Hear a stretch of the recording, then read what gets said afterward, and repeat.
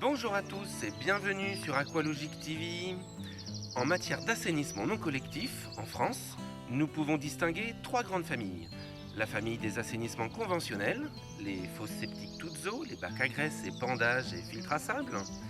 Les phytoépurations, que nous appelons communément les filtres plantés de roseaux. Et enfin, la dernière catégorie, les filières industrielles, que nous retrouvons soit en microstation ou en filtre compact. Aujourd'hui, je vous propose de vous présenter le filtre compact de la marque Premier Tech, le filtre à coco EcoFlow. Les filtres compacts, ce sont des filières d'assainissement que nous appelons les filières agréées par le ministère de l'Environnement et de la Santé. Ces filtres compacts sont très intéressants parce que, comme leur nom l'indique, ils prennent une faible emprise au sol. Cependant, il ne faut pas oublier que ces filières demandent un entretien particulier. Ce que je vous propose maintenant, c'est de détailler ensemble la conception de cette filière très succinctement. Je ne vais pas remplacer l'industriel Premier Tech, mais je vais quand même vous évoquer les différentes phases d'entretien. Entretien que vous pouvez soit sous-traiter à un prestataire ou bien le faire en partie vous-même. Et c'est ça qui m'intéresse, c'est que vous fassiez une partie de votre entretien vous-même pour être certain que votre filière d'assainissement pérennise dans le temps, 1, son traitement et 2, la qualité aussi de son fonctionnement. En assainissement non collectif, nous avons 4 étapes. La première étape, c'est la collecte des eaux usées dans l'habitation. La deuxième étape, c'est le transport des eaux usées de l'habitation jusqu'au dispositif de traitement. Le traitement, la troisième étape, se décompose souvent en fosse, le traitement primaire, et en filtration, le traitement secondaire. Et la quatrième étape, c'est le rejet, soit l'infiltration directement des eaux usées traitées dans le sol naturel ou éventuellement le rejet à un exutoire vers un fossé ou une rivière que nous appelons un rejet vers un milieu hydraulique superficiel. Sur le filtre compact Premier Tech EcoFlow, ici sur un modèle 5 équivalent habitants, nous avons dans un premier temps une fosse toutes eaux qui va récupérer toutes les boues de la maison. Les boues vont être décantées, fermentées. Ces boues-là vont être à vidanger par un vidangeur agréé. Et les eaux claires, mais sales, vont sortir par le pré-filtre de la fosse et se diriger vers le système de filtration sur fragments de coco.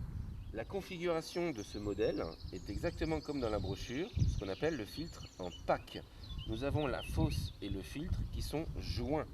Ce n'est pas une obligation, ils peuvent également être implantés ce qu'on appelle en ligne, c'est-à-dire qu'on met la fosse suivie du filtre.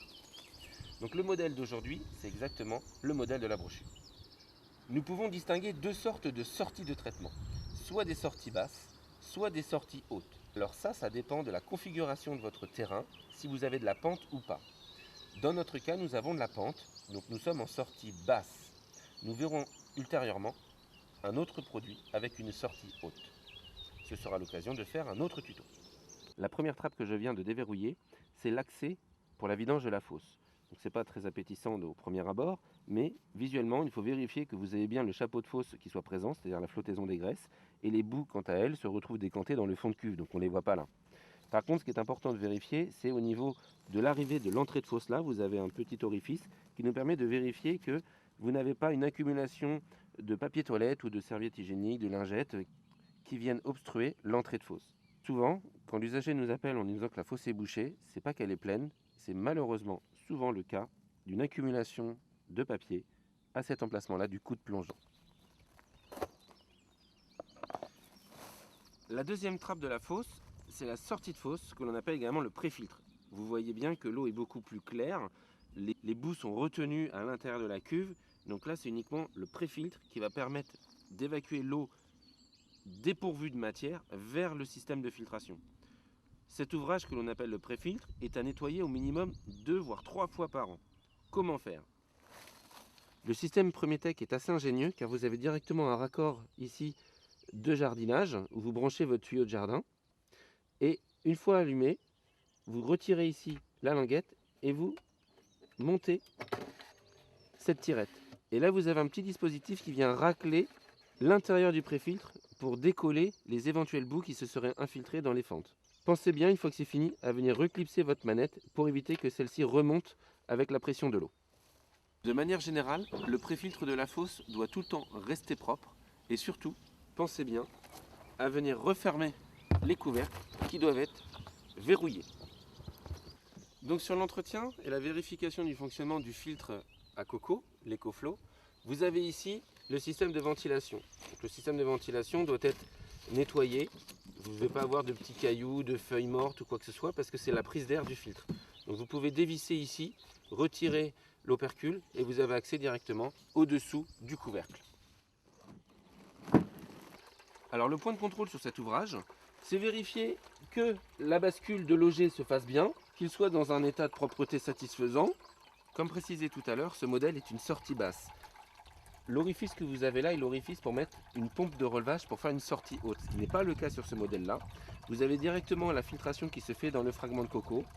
Au travers de toute la cuve, vous avez un drain de récupération en sortie de cuve au fond là, à peu près 1,10 m de profondeur, qui va rejoindre l'exutoire de cette parcelle. Pour retirer l'auger, rien de plus simple, il est juste fixé sur un support. Donc vous pouvez le retirer de cette manière-là et le passer au jet d'eau si nécessaire, s'il est trop sale.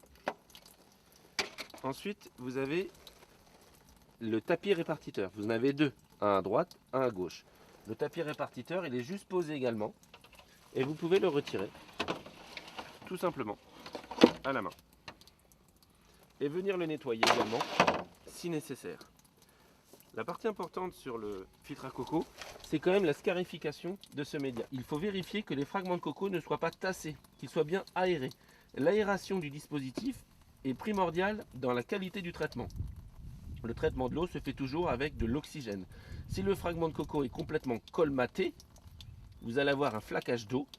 Si vous avez un flaquage d'eau, vous n'avez plus d'apport d'oxygène. Donc le système d'assainissement n'est plus performant. Une fois que les points de contrôle sur l'écoulement, le fonctionnement de l'auger, la scarification du fragment de coco, le nettoyage des ouvrages est fait, vous pouvez remonter l'ensemble de ce dispositif-là en sens inverse et refermer l'ouvrage.